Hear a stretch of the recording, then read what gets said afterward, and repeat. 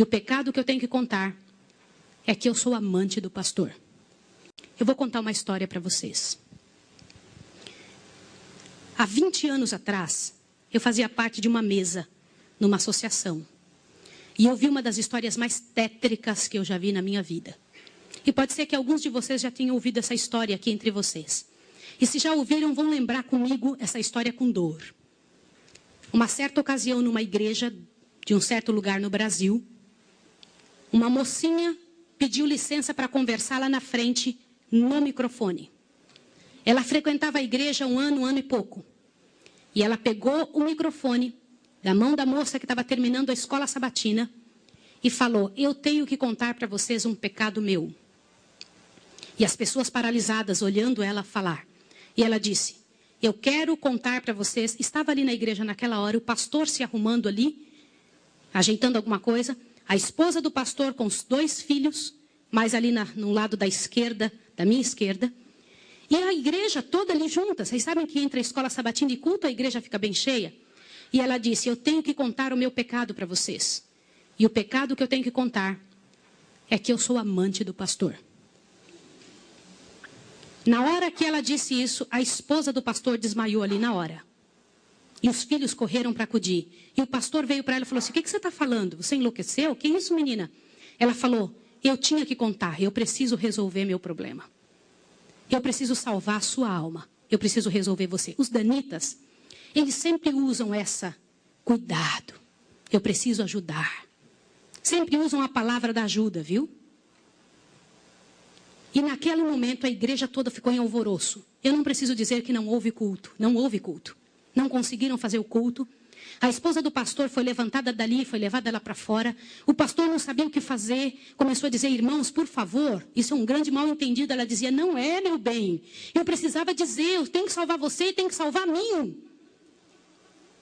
E ela foi levada para um quartinho, a esposa do pastor foi atrás e começou a conversar com ela, e falou com ela, e foi um alvoroço muito grande. E ela disse: olha, eu vou te provar que isso é verdade. Nós combinamos que ninguém nunca ia saber, foi uma coisa muito bem feita, mas eu preciso te contar. E falou para a esposa do pastor: prestem bem atenção no que eu vou dizer. Falou: só tem uma maneira de você me acreditar, vem aqui. O seu marido tem uma marca na genitália dele. E a marca é assim, assim, assim. E a esposa olhou para ela e acreditou nela na hora. Sabe por quê? Porque aquele pastor nunca tinha tido contato sexual com nenhuma pessoa, só com sua esposa. Eles se casaram virgens. E ela disse: ninguém sabe disso. Como é que essa moça sabe? Consegue imaginar o que é isso? E ela também nunca tinha contado isso para ninguém. E ela pegou a esposa do pastor, passou a acreditar. E ela contou detalhes sobre o corpo do pastor, detalhes sobre ele, até de coisas que ele falava enquanto dormia. Preste atenção. Eu não preciso dizer para vocês que aquele casamento acabou. A igreja todinha daquele pastor entrou num estado de bancarrota que vocês não têm ideia. Uma palavra, como diz Tiago, pode estragar a vida de uma pessoa para sempre. Sabe quantos anos se passou dessa história? Até que eu fiquei sabendo, isso foi há 20 anos atrás que eu fiquei sabendo. Já tinha se passado 20 anos que isso tinha acontecido. Por que eu fiquei sabendo dessa história? Foi numa mesa, numa comissão, numa associação. O presidente um dia nos chamou e disse o seguinte: irmãos, eu preciso da ajuda de vocês e oração por algo. O que foi?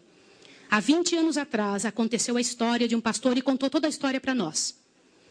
Foi numa igreja assim, assim, assim, e nós tiramos a credencial desse pastor.